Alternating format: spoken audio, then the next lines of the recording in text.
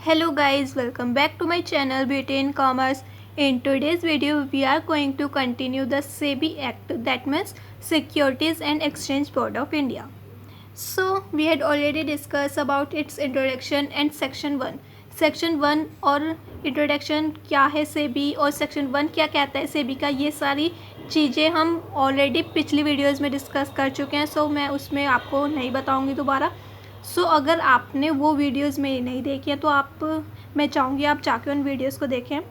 और जो आपका आज का क्वेश्चन है वो है कि सेबी एक्ट का सेक्शन 1 आपको डिफ़ाइन करना है और उसको लिखना है कमेंट बॉक्स में. सो सेक्शन 2 हमें बताता है कुछ डेफिनेशंस, जो इम्पोर्टेंट डेफिनेशंस आपको पता होनी चाहिए वो कौन सी है. सो आपको रीड कैसे करना है, आपको सेक्शन 2 सब सेक्शन 1 क्या कहता है. क्योंकि अगर हम देखते हैं कि अगर 1 जो है बिना किसी वर्ड के पहले लिखा है, यानी 2 के बाद जस्ट 1 लिखा है, तो हम उसको रीड करते हैं सेक्शन 2 सब सेक्शन 1. और अगर यहाँ पे 1 ना होता और डायरेक्ट ए लिखा होता तो हम उसको पढ़ते हैं सेक्शन 2 सब क्लोज ए, सॉरी सेक्शन 2 क्लोज ए. सो ये पढ़ा जाएगा सेक्शन 2 सब सेक्शन 1 के अंडर जो है definition in this act unless the content otherwise required.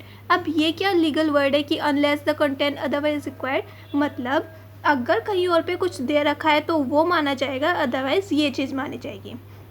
Just like board है, अगर कंपनीज एक्ट या कोई और एक्ट में बोर्ड की डेफिनेशन दे रखी होगी पहले से तो वही मानी जाएगी, नहीं तो ये वाली डेफिनेशन अप्लाई की जाएगी उस वाले एक्ट में भी. सो बेसिकली इसका मतलब ये हुआ unless the content otherwise required, कि अगर कहीं और पे कुछ कह रखा है तो वो माना जाएगा, अदरवाइज ये चीज़ मानी जाएगी. सो सबसे पहला सेक्शन 2 सब सेक्शन 1 क्लोज ए क्या कहता है हमको, बोर्ड की डेफिनेशन. बोर्ड मतलब मैंने आपको बताया था जहाँ पे भी आप बोर्ड वर्ड पढ़ोगे तो आपको समझ जाना है यहाँ पे सेबी की बात हो रही है. Board means the securities and exchange board of India establish under section 3. अब आपको बोर्ड मतलब पता चल गया है कि सेबी बात कर रहा है, यानी सेबी को जहाँ जहाँ पे शॉर्ट में लिखा जाता है तो उसे बोर्ड लिखा जाता है. और सेबी को मेनली कहाँ डिफाइन किया गया है, सेक्शन 3. अभी आप आगे नेक्स्ट सेक्शन पढ़ेंगे उसमें सेबी सेक्शन 3 है, उसमें सेबी को अच्छे से डिफाइन किया गया है. बस यहाँ पे सेक्शन 2 सब सेक्शन 1 क्लोज ए में क्या बताया गया है कि बोर्ड सेबी को कहते हैं.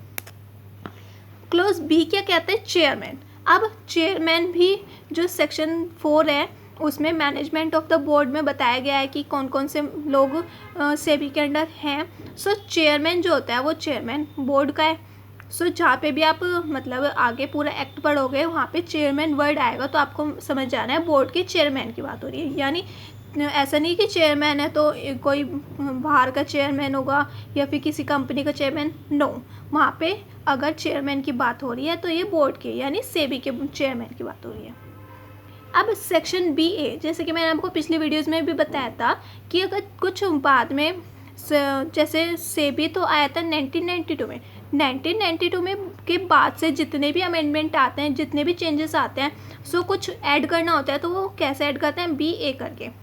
सो बी ए करके एक नया अमेंडमेंट ऐड हुआ था जो कि collective investment scheme. Collective investment scheme क्या है, अब कलेक्टिव इन्वेस्टमेंट स्कीम जो होता है थोड़ा थोड़ा बैंकों की तरह होता है. जैसे बैंक क्या करती है, काफ़ी सारे लोगों की मनी को इकट्ठा करती है, जितने भी लोग सेविंग करते हैं उनके पैसा लेके अपने पास रखती है, और जिसको लोन की ज़रूरत होती है, जो नीडी पीपल्स होते हैं उनको लोन प्रोवाइड करती है.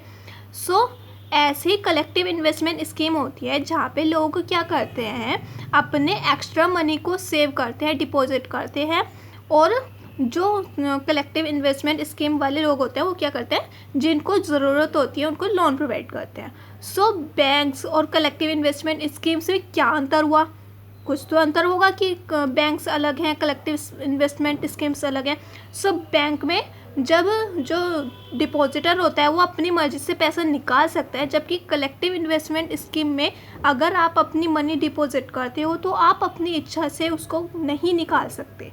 सो यही बेसिक डिफरेंस होता है किसी भी बैंक में और कलेक्टिव इन्वेस्टमेंट स्कीम में. और arrangement which satisfy the conditions specify in section 11A. अब यहाँ पे ये कहा गया है जो कलेक्टिव इन्वेस्टमेंट स्कीम है वो हमें स्पेसिफाई करता है सेक्शन 11AA. अभी आप सेक्शन 11 जब आप पढ़ेंगे उसमें आप देखेंगे section 11 subsection A clause A में पढ़ेंगे इसके बारे में। बट यहाँ पे यही बताया गया जो कलेक्टिव इन्वेस्टमेंट स्कीम है वो ये होता है जो कि बैंकों की तरह होता है, वो लोगों की मनी को एक्सेप्ट करता है और लोगों को लोन प्रोवाइड कराने का काम करता है। बस अंतर सिर्फ बैंक से अलग इतना ही होता है कि वो अपने जो डिपॉजिटर होते हैं अपनी मर्जी से बैंक से कलेक्टिव इन्वेस्टमेंट स्कीम से पैसा नहीं निकाल सकते।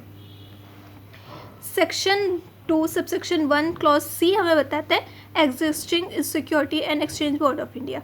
अब ये एग्जिस्टिंग से भी क्या है? एग्जिस्टिंग सेबी का मतलब ये है कि जो मतलब न्यू सेबी आया था 1992, उससे पहले कोई security and exchange board of India था ही नहीं। तो जितनी भी पुरानी मतलब पुराना बोर्ड था उसकी जितनी भी एसेट्स लायबिलिटीज़ जो थी वो नए बोर्ड को दी गई होंगी। सो पुराने वाले बोर्ड के बारे में यहाँ पे बात हो रही है। Means the securities and exchange board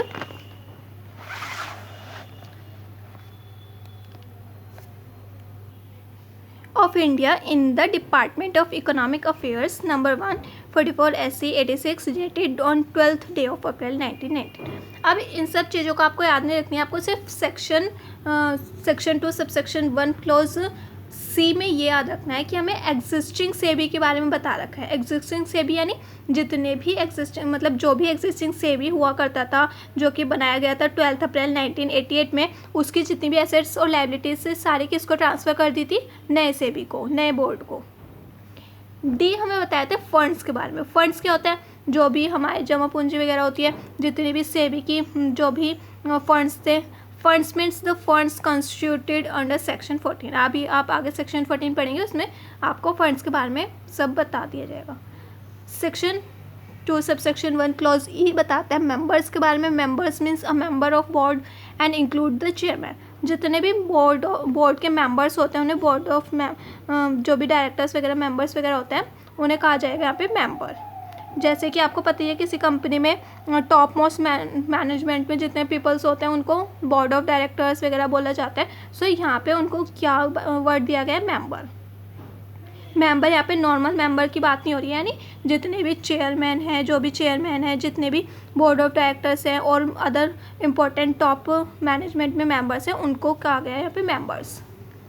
F बताते हैं नोटिफिकेशन। नोटिफिकेशन यानी कुछ भी हमारे सेबी में कुछ अमेंडेड आता है, कुछ अमेंडमेंट या फिर कुछ नया समथिंग कुछ नया ऐड होता है, सो उसे नोटिफिकेशन करेंगे। Notification means a notification publish official gazette. आपको पता ही है अगर किसी एक्ट में कुछ चीज़ नई आती है, कुछ अमेंड किया जाता है तो उसको ऑफिशियल गैजेट के थ्रू पब्लिश किया जाता है। सो यहाँ पे नोटिफिकेशन उसको वर्ड कहा गया है। जी हमें बताते हैं प्रेस्क्राइब्ड। प्रेस्क्राइब यानी जैसा कि कुछ बता रखा हो। Prescribe means prescribe by rules made under this act. आप वर्ड पढ़ते हैं कि prescribed under this act, prescribed under rules, यानी जहाँ पे कुछ बता रखा हो किसी चीज़ के बारे में। यानी एक्ट में हमें कई बार ये बता दिया जाता है प्रेस्क्राइब्ड एज पर रूल्स, यानी रूल्स कुछ अलग से दिए हुए होते हैं एक्ट के अलग। सो उसके अकॉर्डिंग एक्ट जो है वो वर्क करता है। सेक्शन 2 सबसेक्शन 1 क्लॉज एच हमें बताता है रेगुलेशंस के बारे में। Regulations means regulation made by the board under this act. इस एक्ट के अंदर जितने भी रेगुलेशंस है वो सारे।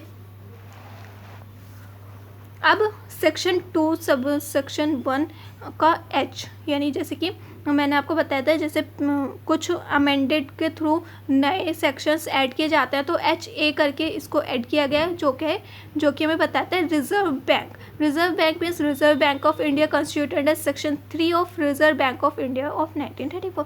हमें यहाँ पे सिर्फ रिजर्व बैंक एक छोटा सा वर्ड के मतलब रिजर्व बैंक छोटा सा तरीके से समझाया गया है कि रिजर्व बैंक क्या है, जो कि RBI एक्ट 1992 के अंडर बनाया गया है। जो कि कब बनाया गया था? RBI एक्ट 1935 में।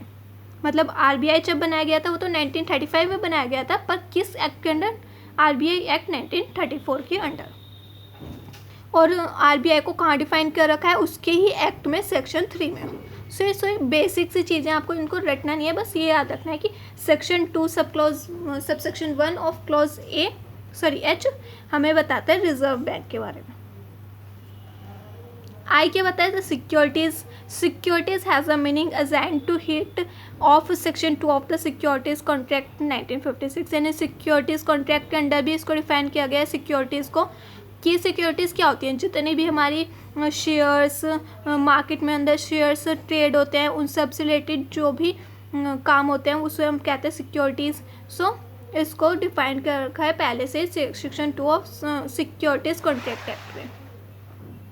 लास्ट है, आपने सेक्शन ये पढ़ा था सेक्शन 2 सबसेक्शन 1 और ये सेक्शन 2 सबसेक्शन 2।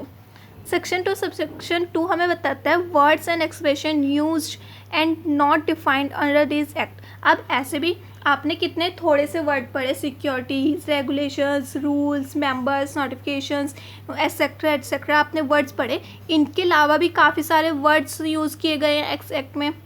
सो वर्ड्स जितने भी एक्सप्रेशंस जितने भी इस एक्ट में यूज़ किए गए हैं are not defined under this act. हमें यहाँ पे साफ क्लियरली बता रखा है कि हमने पूरे अच्छे से पूरे एक्ट में जितने भी वर्ड यूज़ हुए हैं उनकी डेफिनेशन नहीं दी है। But the definition of securities contract act, कौन कौन से एक्ट बता रखे हैं हमें यहाँ पे ध्यान से पढ़ना है। एक तो सिक्योरिटीज़ कॉन्ट्रैक्ट एक्ट, दूसरा डिपॉजिटरी एक्ट और shall have the meaning respectively assign to them in that act. मतलब हमें जिन वर्ड का मीनिंग यहाँ पे नहीं दे रखा है उनका वर्ड कहाँ से, मतलब मीनिंग जो है कहाँ से पता लगाना है, जो कि हमें 2 एक्ट दे रखा है, सिक्योरिटी कॉन्ट्रैक्ट एक्ट और डिपॉजिटरी एक्ट। वहाँ से हमें उन वर्ड्स का मीनिंग देखना है। सो इसे ये सब चीज़ जर्नल वाली बातें आपको अगर यहाँ पे मीनिंग नहीं मिल रहा है तो आप दूसरे एक्ट में देखोगे, और दूसरे एक्ट कौन से, securities contract act and depository act. So ये था बेसिकली सेक्शन 2 जो हमने इजीली देखा है। सो क्या क्या बात करता है सेक्शन 2 सबसेक्शन 1 हमें बात करता है सबसे पहले क्लोज ए। क्लोज में बात करता है बोर्ड के बारे में। बोर्ड यानी सेबी, चेयरमैन यानी चेयरमैन जहाँ पे भी बोल रखा होगा, यानी जो सेबी का चेयरमैन है उसकी बात हो रही है। कलेक्टिव इन्वेस्टमेंट स्कीम क्या होता है, वो स्कीम जो लोगों का पैसा इकट्ठा करती है और जिसको लोन की ज़रूरत होती है उनको लोन प्रोवाइड कराने का काम करती है। सो बैंक और कलेक्टिव इन्वेस्टमेंट स्कीम में सिर्फ एक अंतर होता है, जहाँ पे डिपॉजिटर अपनी इच्छा से पैसे नहीं निकाल सकता उसे कहते हैं हम collective investment scheme. Existing SEBI यानी जब सेबी 1992 में आया था उससे पहले जो बोर्ड बना हुआ था उसके जितने भी एसेट्स और लायबिलिटीज़ थे, जितने भी पुराना सामान था वो किसको ट्रांसफ़र किया गया था, नए बोर्ड को। सो पुराने वाला बोर्ड को हमें क्या कह सकते हैं, एग्जिस्टिंग सेबी। डी हमें बताता है फंड्स, जितने भी फंड्स हैं सेबी के। सेक्शन ई मेंबर्स, यानी मेंबर्स यहाँ पे किसको बोला गया है, बेसिकली मेंबर्स उन लोगों को बोला गया है जो कि टॉप लेवल मैनेजमेंट में है। क्लोज एफ बताता है नोटिफिकेशन यानी कुछ भी नया ऐड होता है, आपको पता है जहाँ पे नोटिफिकेशन जिस भी एक्ट में आप पढ़ेंगे, यानी ऑफिशियल गैजेट के थ्रू नए अमेंडेड लॉन्च किए जाते हैं। सो एच बताता है रेगुलेशंस, जितने भी रेगुलेशंस हैं securities and exchange board of India.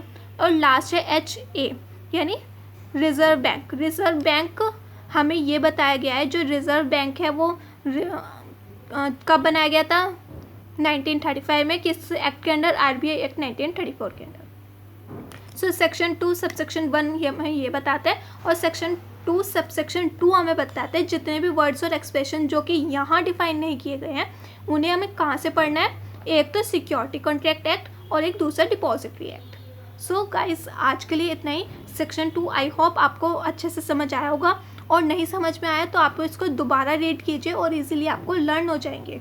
ज़्यादा सेक्शन नहीं है, सिर्फ सेक्शन 2 सबसेक्शन 1 में A B C D E F G H है और B का A और H का A है। Thank you guys for watching this video and also share it to maximum students so maximum students take benefit from these videos.